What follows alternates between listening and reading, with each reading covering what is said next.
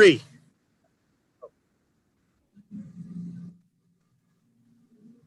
Three, two, one. Welcome in, Life in the Red podcast. I'm Baz. There's Sip hanging out outside on a beautiful Wednesday. There's Parker, not outside on a beautiful Wednesday. It is 2:11 p.m. Happy September to you and yours. 9-1-2021. Maybe Nebraska will be 9-1 after 10 games. Probably not. But maybe they should have started. Maybe they thought they were starting their season in September. Maybe they did. Maybe the season does start in September. Maybe that's the message we'll get from Scott Frost tomorrow when he meets with the media. The season starts in September. But lot to cover today. We're going to talk sellout streak. It's going to continue for at least one more game. We're going to talk some comments from from Scott Frost, one of his assistants, that kind of contradict each other. We're going to talk about the game Saturday against Fordham, and we're going to make a couple game predictions at the end of the podcast. So should be a good one. Let's get right into it. Came out yesterday afternoon. Let's roll. Came out yesterday afternoon. The sellout streak will continue. It's going to go to 376 on Saturday. Trev Alberts and the university announcing that a couple of anonymous donors had stepped up to buy the remaining. It ended up being about 2,400 or so tickets that were left. And Nebraska is going to turn into what they're calling the red carpet experience, get those tickets to underserved kids in the Lincoln area, around the state. Will probably be pretty localized this weekend, Trev Alberts said, just because of the timing of it and logistics and things like that. But yeah, sellout streak is on for at least one more week. This is the only game that is sold out so far this year, so it's going to be a weekly grind, as Trev said. But after all the hand-wringing, the drama of the first couple of days of the week, the sellout streak lives on. So we'll see what the stadium looks like on Saturday, but all the tickets have been sold. All right, great podcast, guys. Thanks. All right, we'll see you later. Hey, can you guys hear music in the background? No, Okay. Very faint. I do think it's important. I think it's going to be a week-to-week conversation, but I think it's an important conversation. I'm sort of amazed by people who casually dismiss the sellout streak and, it can end and it's no big deal. I get it to a point. I mean, I totally understand it to a point. But I think as long as you're in the neighborhood, you might as well work hard to hold on to something that defines the program. It's one of the final vestiges of what came to define the program. We stiff-armed one when we totally stood up and cheered when they got rid of a style of play in 2003, and it just seems weird to me that people are so casual about this going away too. I mean, eventually what defines the program at all, So that's where I stand on it. Yeah. It's interesting. Go ahead, Baz. No, I was just going to say, Sipple basically just echoed what Trev Alberts told me yesterday when I talked to him. It is, he kind of chuckled like Trev Alberts likes to do sometimes. And he made it very clear that, yeah, a lot of people have made it clear how important the sellout streak is to them, and he talked about they need to put in the work administratively to keep it going. It's going to be a week-to-week grind, and he made it sound like it's a very, very important thing in the important offices in the athletic department. So yeah, I think you're spot on, Sipple. You and Trev seem to be of a like mindset there, in that it's still really, really important, even though, opinion is divided on it. It's the thing that's interesting to me is that if it ends this year, I mean, if it ends next week against Buffalo, or if it's, I don't know, you'd think that once they're in conference play, it's less likely to happen. It's less likely to happen on homecoming against Northwestern than it is for a September 4th game against Fordham, when you're coming off a sort of dispiriting loss to open the year. But I do think, there's multiple things going on, right? It's not getting easier to sell stadiums out in general around the country. It doesn't matter the sport, doesn't matter the location. It is. People have more options. And especially given where the pandemic is right now, people have a lot more options. It's easier to just say, I'm going to stay home and watch it on a 70-inch TV. And oh, by the way, I bought a Peloton during the pandemic so I can get a workout in too while I'm watching the game. And that's just why leave your house ever? Yeah. I know. Well, I mean, I'm not saying that that's what I would do. It's pretty clear that has happened. Yes, no doubt about it. So that's it. There's a lot of competing elements for why it's getting tougher. And I do think there's it's probably hard to, get to the bottom of this on a extremely factual level, but you'll hear people say it's because they're 12-21 under Scott Frost. You'll hear people say it's because of the pandemic. You'll hear people say it's because of mask mandate or any sort of limitation on being inside downtown before you come to Memorial Stadium or whatever it is. It's probably a little bit of all that stuff. But I think, I don't know. I don't think Trev Alberts, and just based on what he said about perception.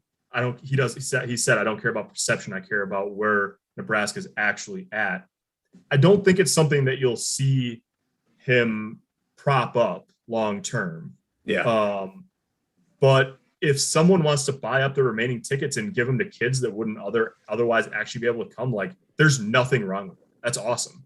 So if people want to keep doing that, and the sellout streak continuing as a byproduct of that, I mean, more power to you, I guess. Yeah.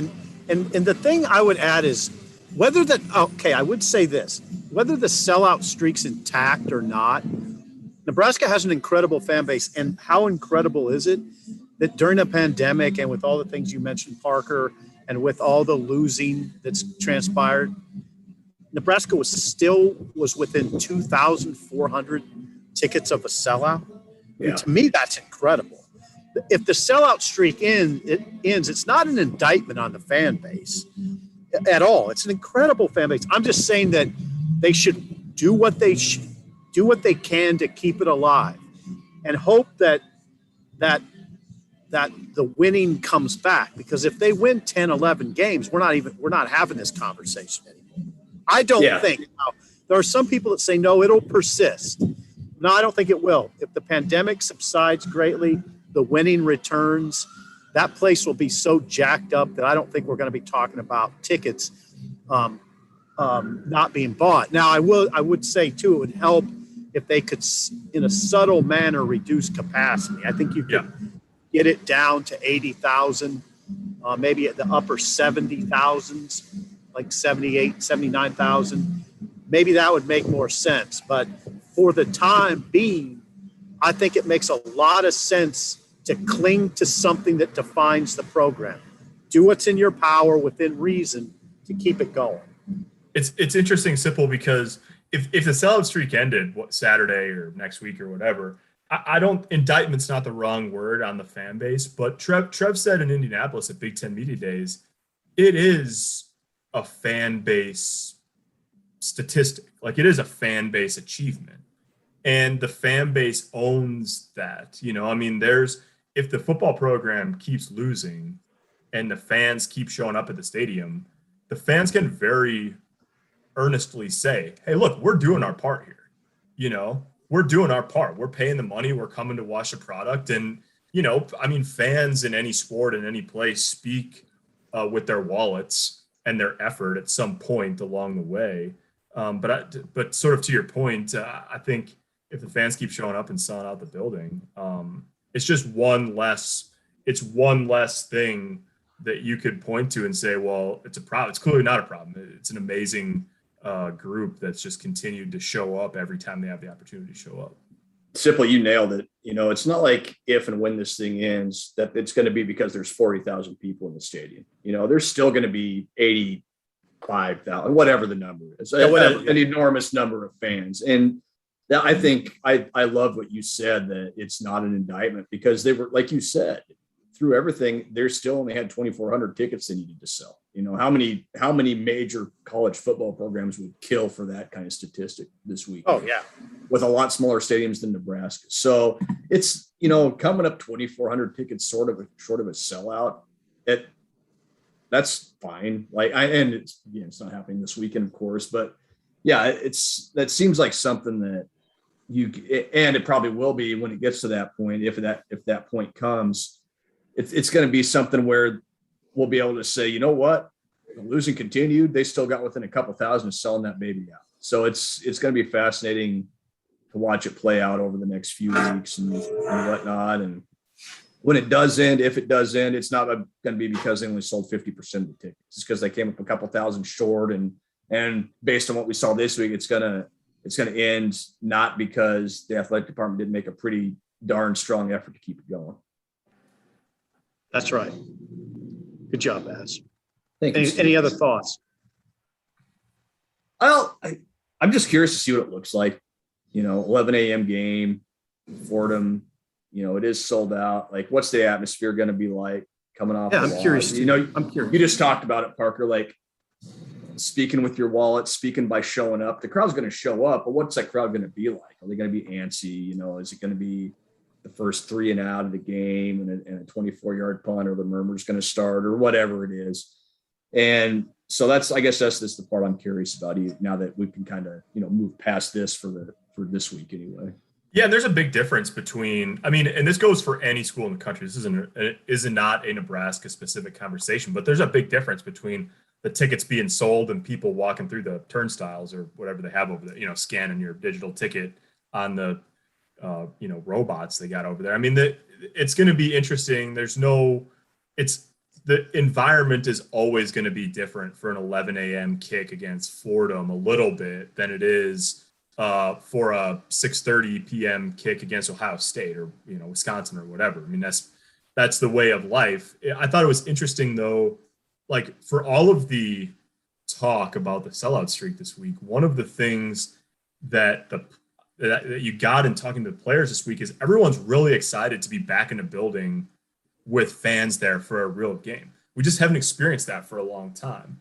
And so I feel like part of the coolest thing about the sellout streak extending one more week is that the program, right? The kids that are going to get to come to the game that maybe otherwise wouldn't.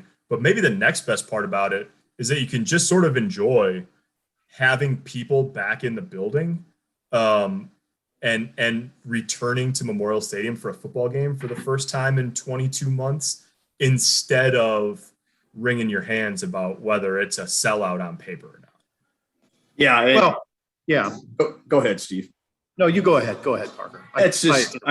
We saw it last year, right? Just covering the games in an empty stadium. You guys saw it on the road too, but it wasn't any fun to watch that stuff in the stadium. It wasn't any fun to watch it on TV. It couldn't have been a lot of fun to play in. And so, yeah, maybe you'll see a team that has a little more fun this week, just because there is some juice and it is different and it is back to what it looked like before for the most part. So yeah, that's the part of it that I'm curious to see is there's going to be juice. What's that juice going to look like and how does Nebraska respond? Right.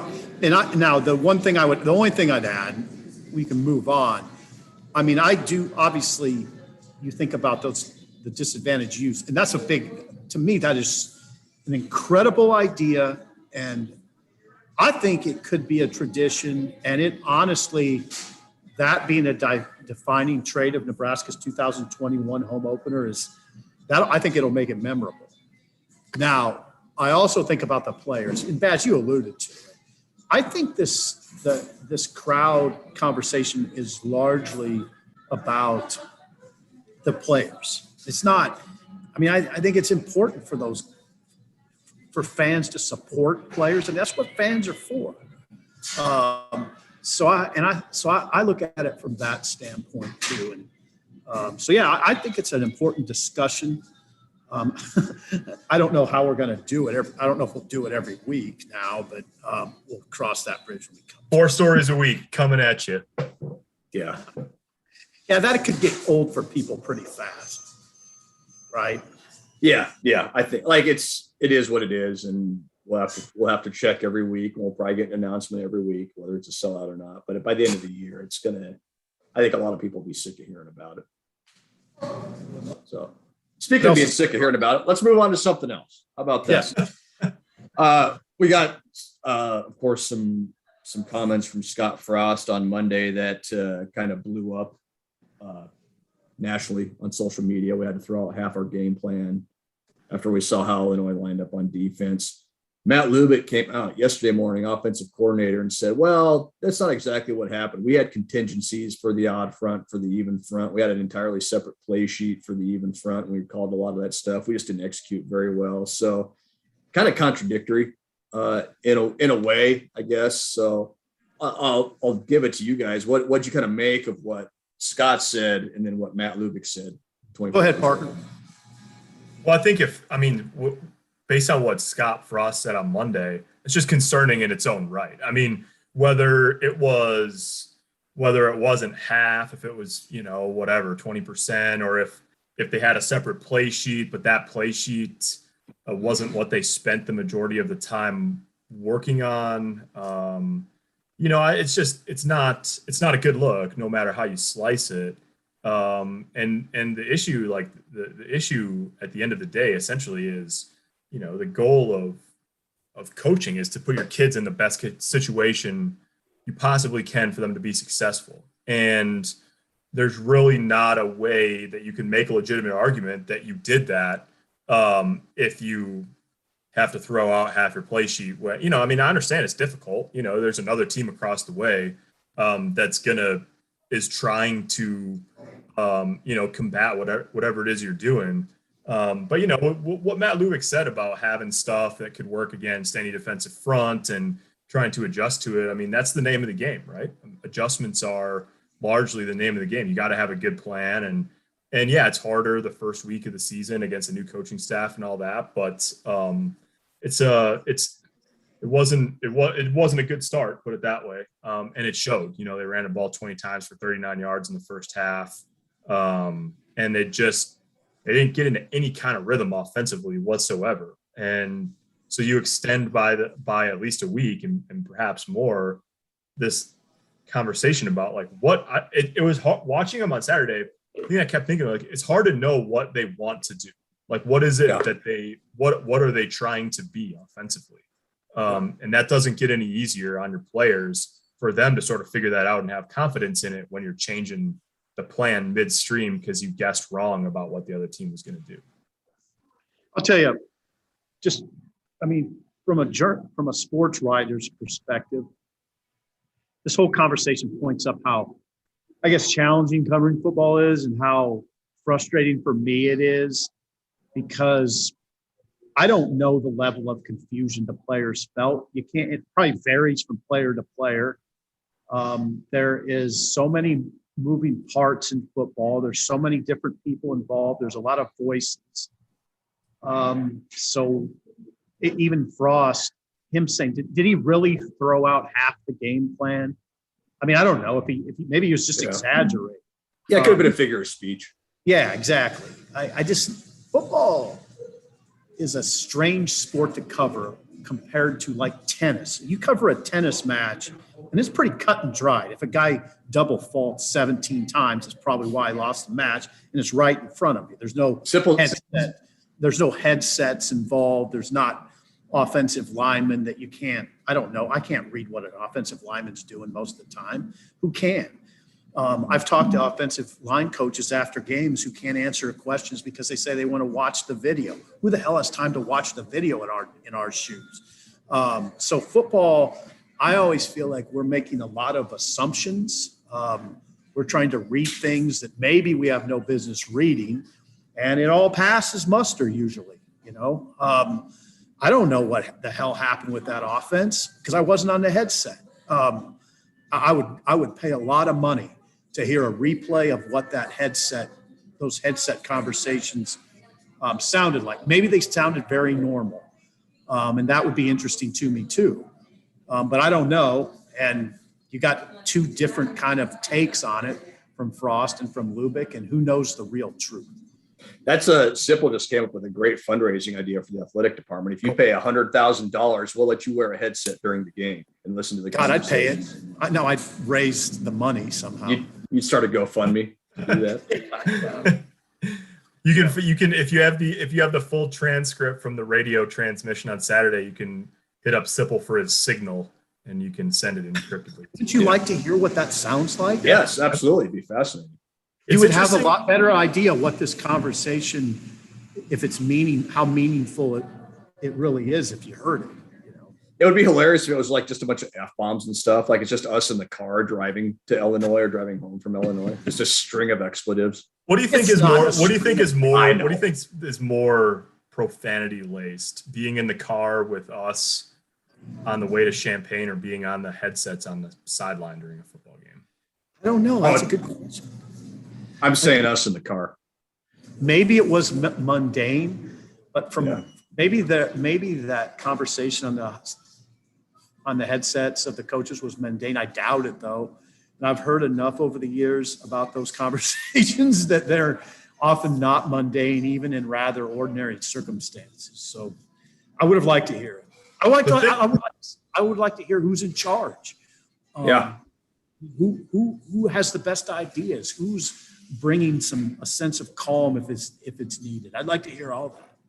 You know what's interesting is, regardless of exactly how much Nebraska had to change on the fly, from the first series on, the bottom line is they just didn't produce consistently on offense, right? I mean, they, and for like what we heard about in camp did not match what we saw on the field on Saturday, right?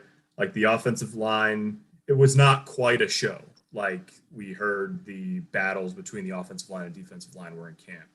It wasn't, they pushed the ball down the field, I guess, once effectively, and then another time that got called back because of offensive pass interference. And they didn't get in a rhythm, and they didn't finish drive. They finished one drive in the red zone. They didn't finish another one. So for whatever the reason, because they had to scrap some stuff or because they just didn't play very well or whatever, the bottom line is that scoring 22 points isn't going to win you very, very many football games. And so that, they've got to get a lot better on that side of the ball, no matter if it's that they got to have a plan that they can use all of, or, some of it obviously is execution. Some of it's adjusting in the second half. But it's hard to know.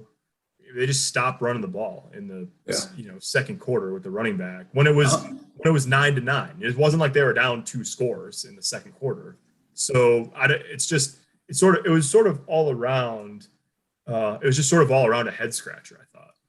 Well, here's the deal, okay? And I think this is what I've got the gist of what I'm writing for Saturday is you better have a good game plan with this offense, because unless I'm mistaken, and you guys have your own opinions and I'd like to hear them. Unless I'm mistaken, there's no NFL player on that offense that's presented himself other than maybe a tight end, Austin Allen. Now, if you don't have first team all Big Ten talent and you're confused by your game plan, you're going to lose at Illinois. That's what happens. They don't. What Brett Bielema said after the game was really telling, which was the only player we worried about beating us on their offense was number 2. Okay, that's Adrian Martinez. Now, Adrian Martinez isn't an NFL player. He hasn't shown to be an NFL player. I don't see another one out there right now. Not right now. Nobody that's shown you that type of talent. And if you really did throw out half your game plan and there really was confusion, how do you win? How do you win? How do you win in the Big Ten? Yeah, you're exactly right, Sip. They're gonna out-talent Fordham this weekend. They're probably gonna out-talent, listen to me, they're probably going to out-talent Buffalo next weekend. But who else are you out-talenting in the Big Ten? Maybe Michigan State, maybe Purdue, maybe. I don't know. And so, yeah, you better have a pretty darn good plan, and you better be able to adjust, because you're not Ohio State or even Michigan, or for that matter, or even Iowa for that matter. You're not just going to have more talented guys on the field than the other teams. No. So coaching becomes even more important. Yes, that's where I was getting to. Yes, you've got to. Coaching matters everywhere, but it really matters in Nebraska's case when the talent level isn't consistently better than the team across from you. And that's what we saw on Saturday. The talent level was not appreciably better, and that's a whole other discussion for another day. But you've talked about this, Parker. It was basically a stalemate up front between Nebraska's offensive line and Illinois' defensive line, and that was an area some people thought would be a strength for Nebraska was up front. And yeah. Go ahead, Parker. No, I was going to say that the question that I kept coming back to on Saturday is like, when the going gets tough, what do they do on offense? Like, do they have a calling card? And if they do, I haven't seen it, in 4 years, really. I mean, in 18, they could count on running the ball effectively, but they're like it legitimately on Saturday. The thing that they got the most production out of was Adrian scrambling and taking off running when he got pressured. I mean, that was the best thing that they had to go to, was when it breaks down, he can get out of the pocket and make a play. And oh, by the way, that also cost him 7 points. The same, same type of situation, him trying to make something happen under duress. And it just, they got guys wearing hats that say run the damn ball in the spring, and you hear about that all of camp. And then they show up in the game, and when it's not easy from the start, running the ball wasn't easy for Nebraska early in the game. So they just bailed on it. They just went away from it. They're like, well, we'll try something else. And that, I don't know. It's going to be, you don't forge an identity by doing stuff when it's easy. I mean, you forge an identity by sticking to something when it's hard. And I understand when you're down 20 points going into the fourth quarter, it's a little different. But up until that point, I was really surprised by the lack of commitment to trying to line it up and run it at somebody and say, hey, look, we're here to fight. We're here to put it to you, because you just didn't really get that sense from them much. Here's the deal. What Baz will remember this. Baz remembers what you said about Adrian. The best play on Saturday looked like a play that breaks down and Adrian can take off. Adrian can improvise. That looks a lot like 2002 Nebraska, when it had a dynamic running quarterback, Jamal Lord. And Yep. I always used to say, I don't know about you guys, but I always used to think, okay, play broke down. This is their best chance, because Jamal was an incredible runner. And he often turned those broken plays into first downs or long gains. But the team finished 7-7. I mean, it's exactly right. It's not sustainable at all. And you're right. Jamal was one of the great runners at quarterback Nebraska's ever had. But like you said, 7-7 didn't work, wasn't consistent enough. So that's probably a good place to transition here to our hot topic. And it's going to focus on the game Saturday. Nebraska playing FCS Fordham season opener.